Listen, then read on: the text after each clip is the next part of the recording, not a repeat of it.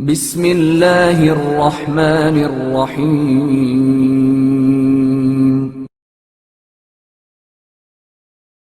خدا کی یاد۔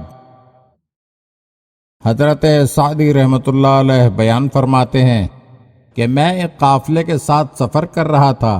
صحرا میں سفر کرنے والے قافلوں کی روایت کے مطابق ہمارا کارواں ساری رات سفر کرتا رہا، اور جب صبح کے آثار نمودار ہوئے تو آرام کرنے کے لیے ایک مناسب مقام پر پڑاؤ کیا۔ سب مسافر سونے کی تیاری کرنے لگے، لیکن ایک شخص نے اچانک نعرہ مارا اور تیزی سے صحرا کی طرف روانہ ہو گیا۔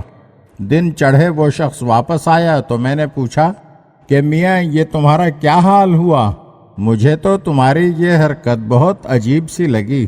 اس شخص نے جواب دیا، آپ نے دیکھا نہیں کہ سپیدہ سحر نمودار ہوتے ہی چرند پرند خدا کی حمد و ثنا میں نغمہ سرا ہو گئے ہیں؟ بلبلیں باغوں میں، چکور پہاڑوں پر، مینڈک پانیوں میں اور چوپائے جنگل میں شور کر رہے ہیں۔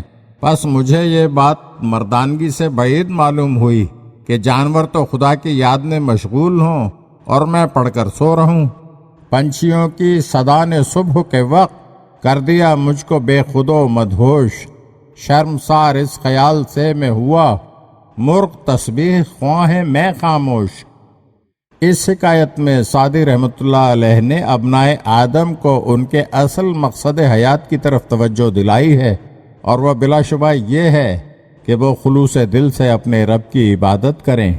پنچھیوں اور دوسرے جانداروں کے تسبیح خواں ہونے کا ذکر کر کے اپنی دلیل کو مضبوط بنایا، اور اس شخص کی بے قراری کا نقشہ کھینچ کر یہ سمجھانے کی کوشش کی کہ ہر ذی شعور کو اپنے خالق کی یاد میں اسی طرح سرگرم اور بے قرار ہونا چاہیے۔ اگر آپ ہمارے چینل کی نئی ویڈیوز دیکھنا چاہتے ہیں تو ہمارے چینل کو سبسکرائب کریں اور گھنٹی کے بٹن کو دبائیے تاکہ ہر آنے والی ویڈیو آپ کو جلد موصول ہو سکے۔ اور ہاں، لائک اور شیئر ضرور کیجیے اور اپنے قیمتی کمنٹ سے ہمیں آگاہ کیجیے۔ شکریہ۔